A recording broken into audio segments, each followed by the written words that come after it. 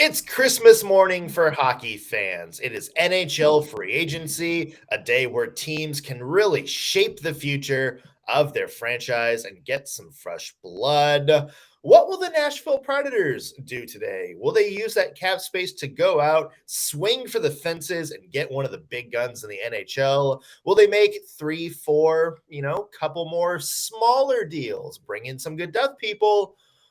Or is nothing going to happen at all in Nashville today?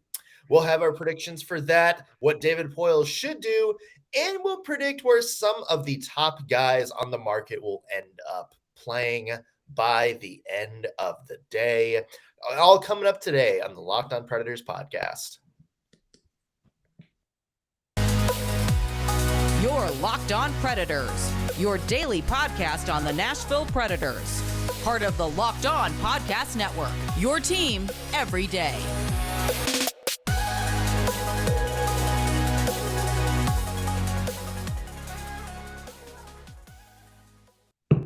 Thank you for making Locked On Predators your first listen of the day. That was a really loud cup drop you had there. Sorry.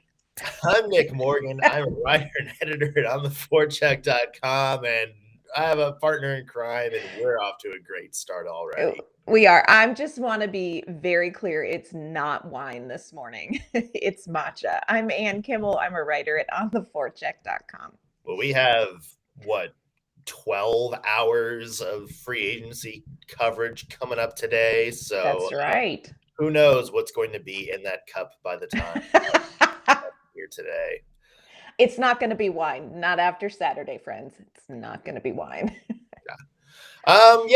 Happy start of free agency, everybody. This is the time where teams can go out. I believe noon Eastern is when the signings can officially start to roll in.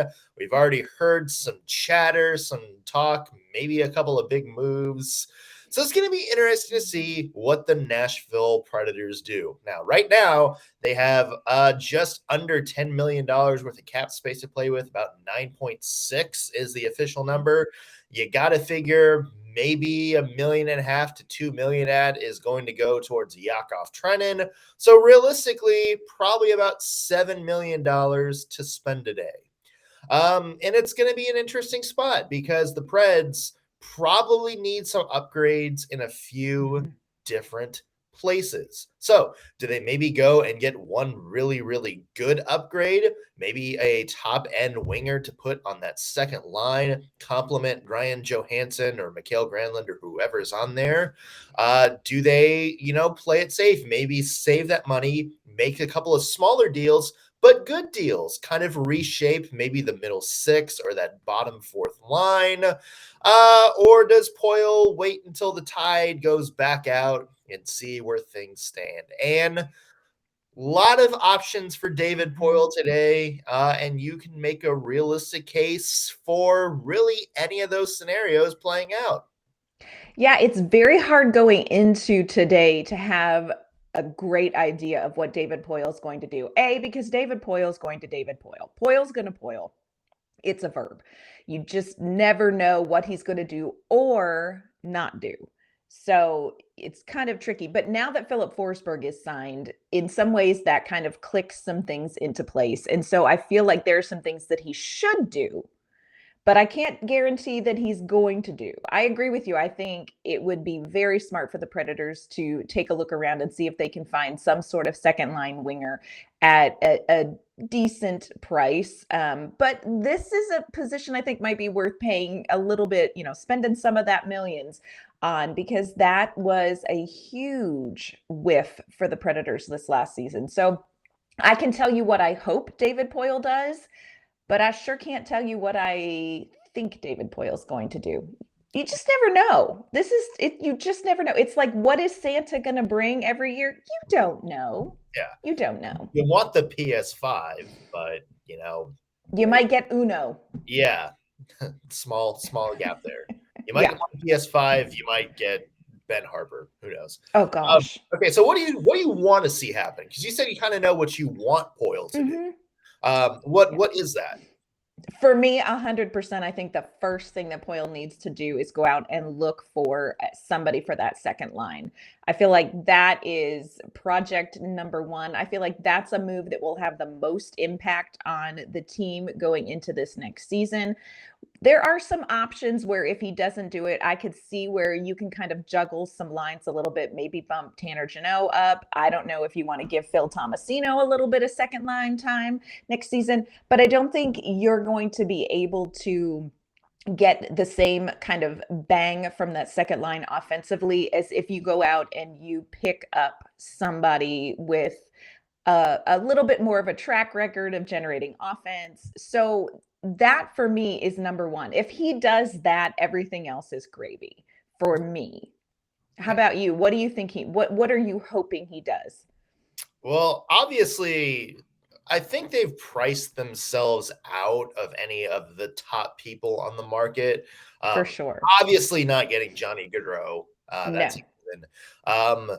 Burakovsky, who I guess would be like the next big winger on the list. Possibly him, depending on what his cap space, but that's not going to leave a lot of wiggle room moving forward. And the Preds still have some needs to address. Right. I think the Preds, they wouldn't be too out of it to maybe go and look at that next tier of players. Somebody like Andrew Copp, very good two-way forward, fits that identity, and he scored 53 points last year. Now, none of the people in that next tier are going to be like Philip Forsberg, where they go out and score 90 points, but you don't need them to. You just need them to score, in the 40, 50 range. Maybe get a player that's got 24 goals and 20 assists if they're in the 40 range.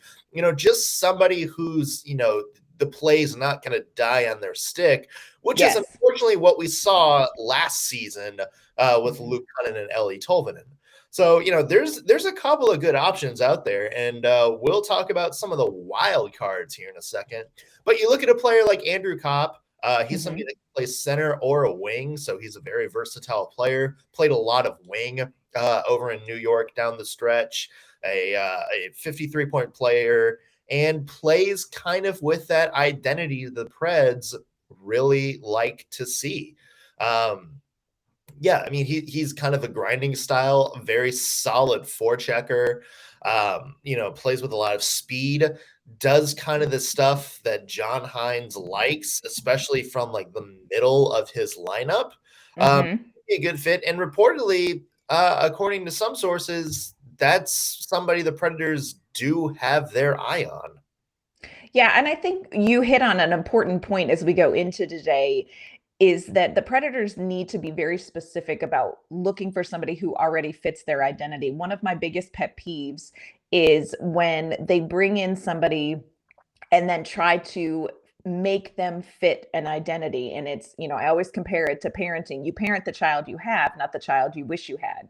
So to really get the most benefit, they need to kind of bring in somebody who has a style of play that's going to mesh a little bit easier, that's not going to need a ton of adjusting, refining, and all of that. And so Copp might be, he might be a good get. He might be an easier fit than some other pieces that are available. And we've seen that kind of be the issue with Poile in the past, too. I mean, the Kyle Turris thing, there is clearly a disconnect with how Turris played versus how Laviolette wanted him to play versus how David Poile envisioned that going. Same thing for a very long time with the Mikael Granlund trade, where it was just clearly there is a disconnect there and it cost Granlund. Now, obviously that got fixed, but the Preds do have to be careful. And I think you've seen them get better at that over the past year. Yes. Where, there's guys like, Jeremy Lauzon trade comes to mind. Where, you're valuing how they play maybe over their output, and you see that maybe benefit them. And even the way Mark Borowiecki played last year. Yes, I would agree. I think you really go out and be intentional about finding somebody who either already has that style of play and has played that way. Bless you. Thank you. Or you get somebody who you feel like this is going to be an easy adjustment to their game. Don't try to get a square peg and shove it in a round hole. That's just not going to work. And I think, like you said, the Predators have tried to do that before. So hopefully we've learned our lesson. And, I would love to see them go out and get a second line piece that's going to be a great fit and that will play well against somebody like Johansson or Granlund. Yeah, let's look at some more names that the Predators could be interested in today, including a couple of wild cards, guys that may be available or not. Or let's bring up the option, maybe the Preds go out and get some more cap space and make a trade. Lots of possibilities on the table. We'll talk about that in a second. But first, want to mention today's show brought to you by our friends at Rock Auto. There are a lot of cars on the road, a lot of different makes and models, pretty much more now than ever before. So it's now basically impossible for your local chain auto parts store to stock all of the parts you need. So why bother? Why put on pants? Why go out to the car? Why mosey on down to the store and have to deal with people, have to interact? Instead, you can lay at home in your bed in the comfort of your AC and just grab your phone and search rockauto.com. You save time and money when you're using Rock Auto. A lot of the chain stores charge 30, 50, or even 100% more from the same parts you get from rockauto.com. For example, Honda Odyssey fuel pump, $353 from a generic chain store. If you get on rockauto.com, it is only $216. That's about $130 back in your pocket. It's not some sketch shady website either. Rock Auto is a family business that's been serving do-it-yourselfers for over 20 years, and their prices are reliably low for every customer. Got pretty much everything you could ever need to keep your car in tip-top shape, from carpet and upholstery to new brake parts, tail lamps, motor oil, air fresheners, whatever you need. Just name an auto part, name a piece, name something. Rock Auto probably has it. So go to their easy-to-use website today and find the solution to your auto parts needs. Go to rockauto.com and see all the parts available for your car or truck. And when you do, write Locked On in their How Did You Hear About Us box so they know we sent you. Amazing selection, reliably low prices, all the parts your car will ever need.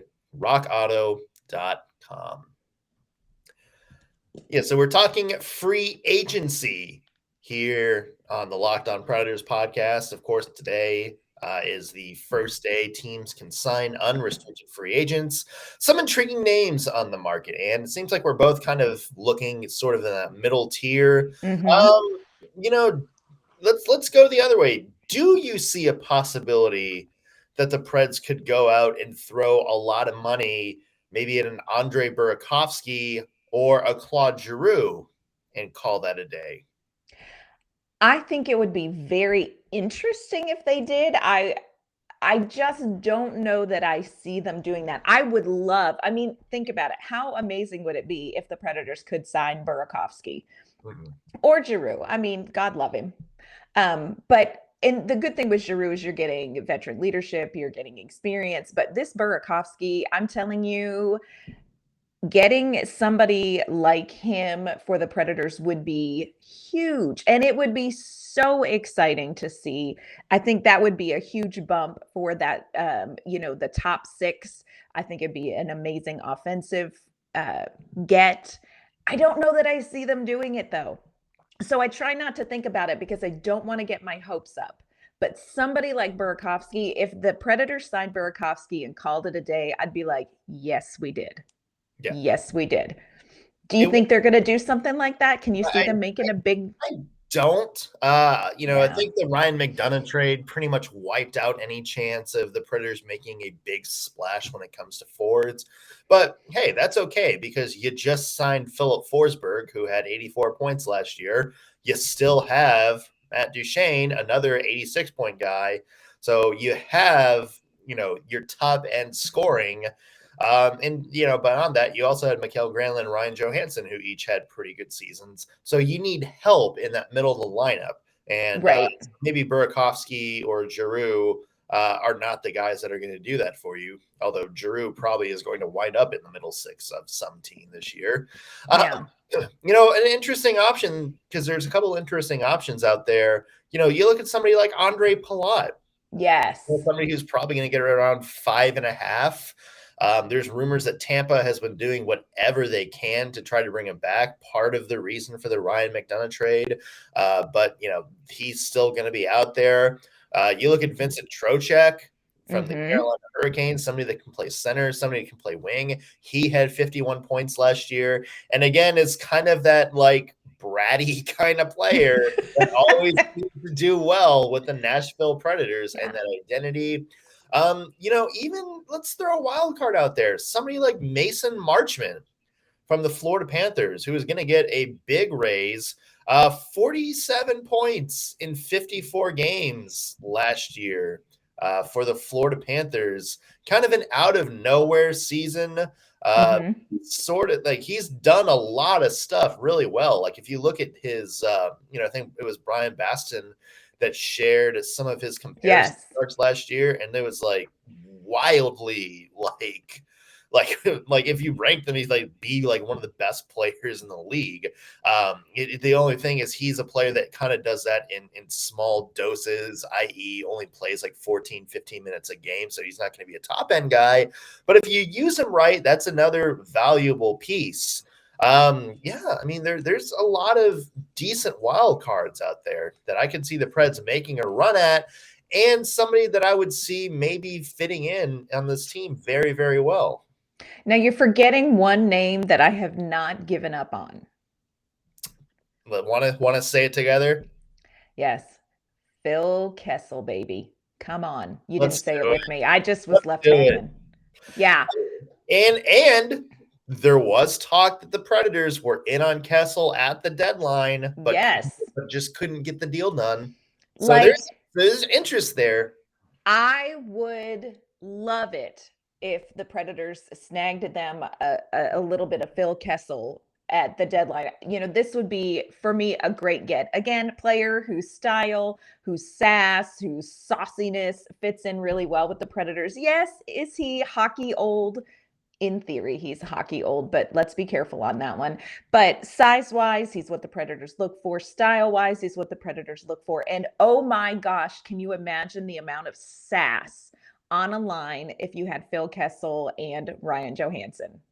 Like so much sass. So Phil Kessel's somebody I'm really curious to see what ends up happening with him, and would love to see the Predators at least take a swing at it. Yeah, Kessel, I think, is an intriguing guy because you look at it last year, you said, oh, he only had 8 goals. So maybe he's a little bit cooked. And that was kind of the talk around Arizona, was he's just not the player he is. But he's true. But he still had 44 assists for a 52-point season. That's pretty good for the middle of the lineup. And if you're playing with a playmaker like Ryan Johansson or Mikael Granlund, whatever the lineup winds up being, yeah, you can conceivably see Kessel wind up scoring some more goals. He's durable. He hasn't missed a game in over a decade. So you don't have to worry about shelling out some cash to a guy who's going to get, put on IR as soon as he gets over here. He's certainly has some defensive liabilities now. Maybe that's kind of a sticking point for the Predators, who like everybody to play with kind of a two-way identity. True. But again, you play him with Ryan Johansson, who's good with defense. You play him with Mikael Granlund, who's also very good defensively. Maybe that sort of echoes that out. Phil Kessel, I think, can kind of be an X factor. We talk about him playing on that second line. Let's also not forget Cody Glass may be on the team next year. Phil Tomasino might be on the team next year. Those are 2 young players. Yes. Use a guy like Phil Kessel to kind of show them how to play. And that's a very boom or bust line. You put that line out there in the offensive zone, that's going to be very intriguing and exciting to watch. Kessel's a guy that can really get those 2 going. And that was kind of my thought as well, is if you're going to bump up somebody like Phil Tomasino, if you're going to try him out in a little higher role, it would be amazing to put him with somebody like Phil Kessel. I just think it makes a ton of sense. Now, to make it really fun, we need to put them with Philip Forsberg, and it would be like the Phil line. But that's not going to happen, people. Like, expectations low, but the Phil line is a dream. Phil Kessel, I am 100% here for this one, and I'm really interested to see if there's any sort of rumor conversation that happens between the Predators and Kessel, because I would love to see that one. Yeah, and it's probably going to be a cheap deal. Yeah. Maybe 1, maybe 2 deal, like 2-year. Yeah. Relatively affordable AAV. So yeah, that's definitely an option for the Nashville Predators. I also feel like Kessel may be a guy who doesn't go day one. Maybe waits till until the dust settles. So I mean, there's some intriguing options out there. A couple of people we haven't talked about, Anne. We talked yesterday, all the restricted free agents that got let go by their teams weren't extended a qualifying offer. There's a couple of them I think that might be an underrated fit for the Nashville Predators. Let's talk about that in a second. Yep, we're going to talk about that. And when I say that, I mean Rem Pitlick in just a minute. Manifest it. It's going to happen. My son will come home. But first, do want to let you know that this episode is brought to you by our great friends at BetOnline. BetOnline.net is your number one source for all your betting needs and sports information. You can find all the latest sports developments, league reviews, and news, including information about this year's NFL or NHL. Goodness, it's early. Free agency moves. We're going to be tracking it all day long, and so will BetOnline. And of course, they'll have Major League Baseball, any sport you can think of. BetOnline is your continued source for all your sports wagering information, including live betting, esports, and more. And BetOnline.net remains the best spot for all of your sports scores, podcasts, and news this season. BetOnline.net is the fastest and the easiest way to check in on all your favorite sports and events, including MMA, boxing, even golf. You can head to their website today or just use your mobile device to learn more about the trends and action. BetOnline, where the game starts. So, Anne, yesterday we talked about the restricted free agency trend among the NHL. A lot of restricted free agents, more so than usual. Yes. Qualifying offers and are hitting the market. Probably one of the best non-qualified classes that we've ever had in the NHL. We've had guys like Dylan Strome for Chicago that scored 48 points last year, including 22 goals. We've had guys like Max Domi for the Carolina Hurricanes, Sonny Milano, Brendan Lemieux, Danton Heinen, Dominic Kubalik, a former 30-goal scorer. A lot of interesting guys hitting the market, including your boy Rem Pitlick. So, is there somebody out there? We know you want Rem Pitlick back. Is there somebody out there that's not Rem Pitlick that maybe you see being a fit for Nashville? First of all, Rem Pitlick. Second of all, setting that aside, I'm with you. I look at this and I'm like, did you all not really double check before you didn't send them a qualifying offer? But Dylan Strome is somebody that I think has generated some interest among the Predators fan base. 69 games, 22 goals, 26 assists. This is somebody that could be an interesting look for Nashville. Kind of surprised that he is out there, but I'm not going to complain about it. That's somebody I think the Predators should take a serious look at. Yeah, you can tell when that happens. The tank job is in. Yeah, I was like, oh, you're going somewhere. You're not exactly trying very hard to put a competitive team on the ice next year. And maybe that's to our benefit. I'm okay with that. Yeah, Strome, I think, is maybe interesting just because he's a center. He's more of a playmaker. If you get him, do you move him to wing, or is he a center? And do you kind of reimagine what the third and fourth lines are? Maybe the Herd line kind of becomes your like the chase card, like the fourth line, but you have a really good fourth line. And then maybe you retool what your third line is a little. You reimagine that a little bit. So that's an interesting option there. One guy I don't think is getting a lot of chatter that may be a good fit is Sonny Milano. Yes. The Anaheim Ducks. Maybe one of the best hair games in the NHL. Fact. That is a fact. He scored 34 points last year. Look, he's probably not going to be a top 6 player. But look, we saw what the Preds did kind of with the fourth line last year, like put Tomasino out there as kind of a hodgepodge of rotating NHL or rotating AHL guys that came in and out.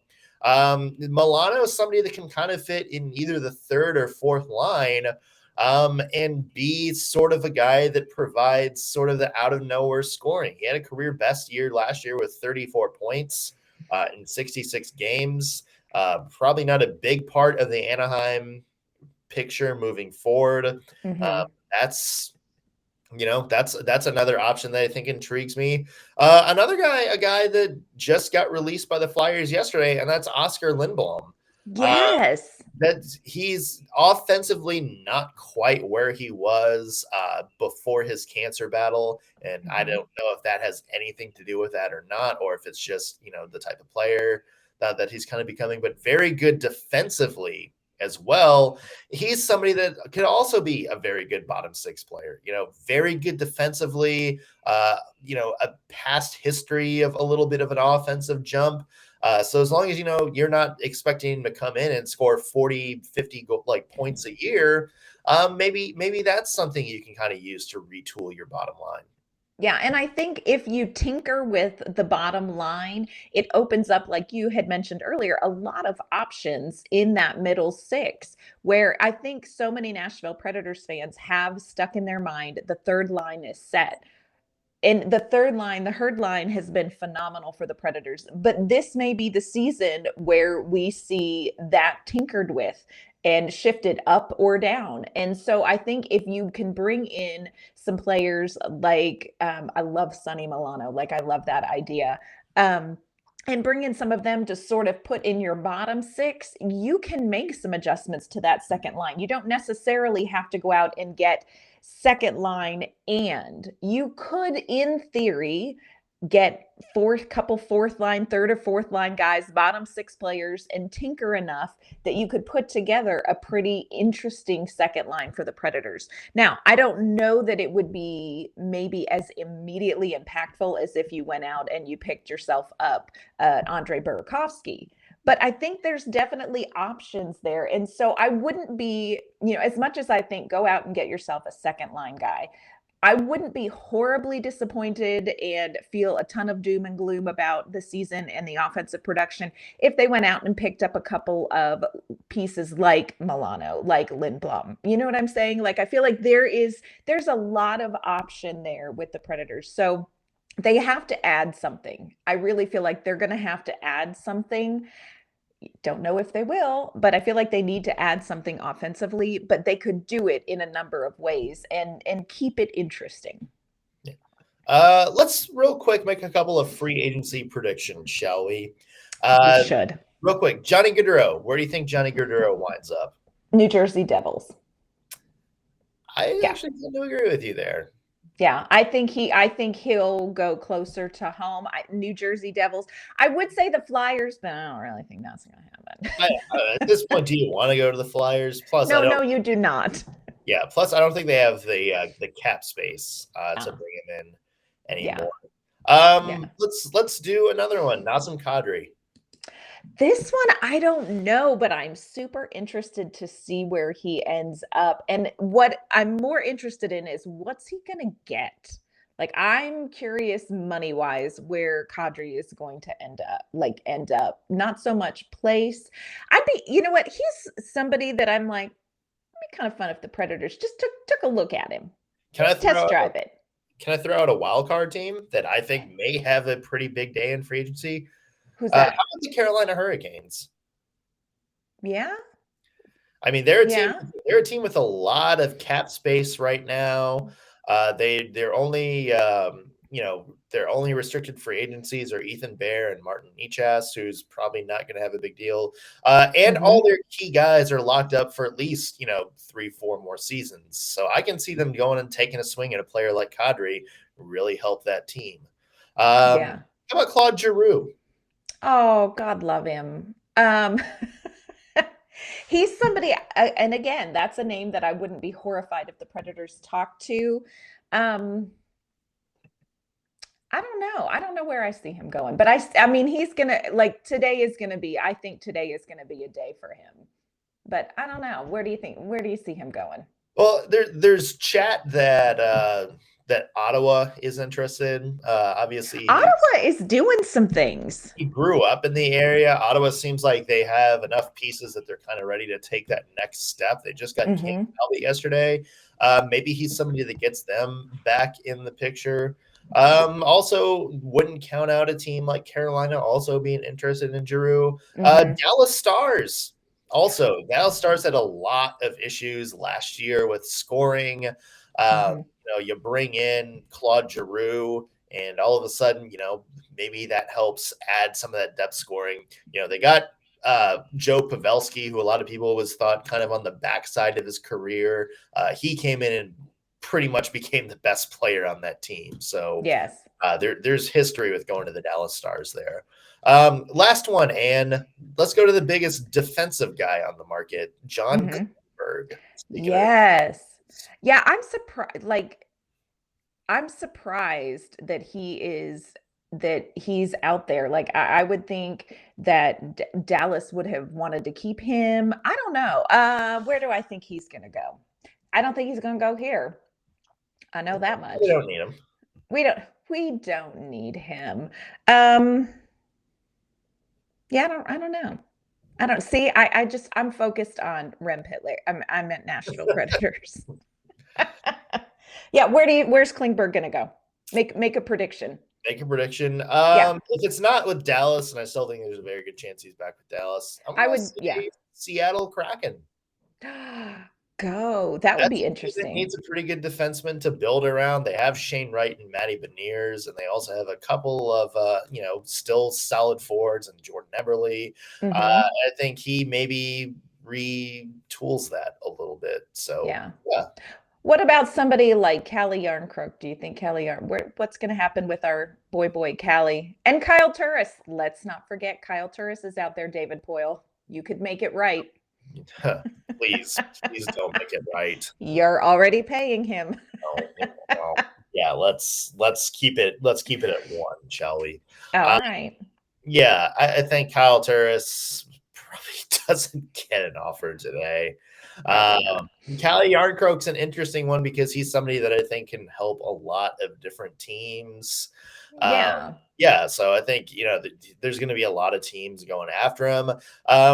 Maybe somebody like Toronto, who does have a little bit of cap space to play with, and needs they obviously have the top end of their lineup. Maybe they just need a little bit more depth. Yeah. That'd be interesting. Who do you think of the Predators UFAs is going to get the first action?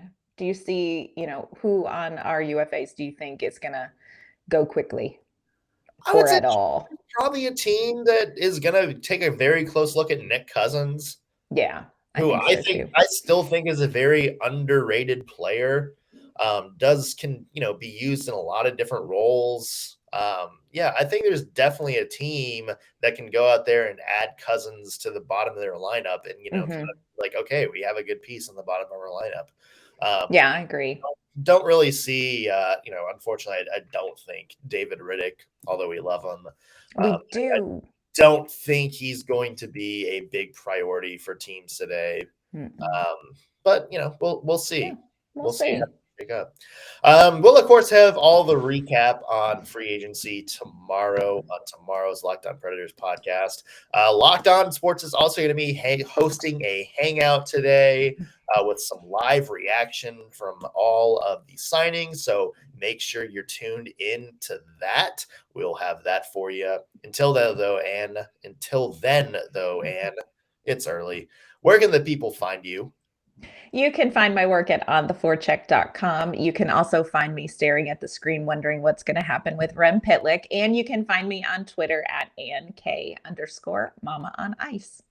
I'm Nick Morgan. You can find me at ontheforecheck.com. Follow me on Twitter at _NSMorgan. While you're there, follow the podcast at LO_Predators. And if you're watching this on YouTube, be sure to like the video, subscribe, leave a comment. Let us know what you think the Preds are going to do in free agency today. That's going to do it for us today on the Locked On Predators podcast. Thank you for making us your first listen of the day. Back tomorrow with new episodes. See you then.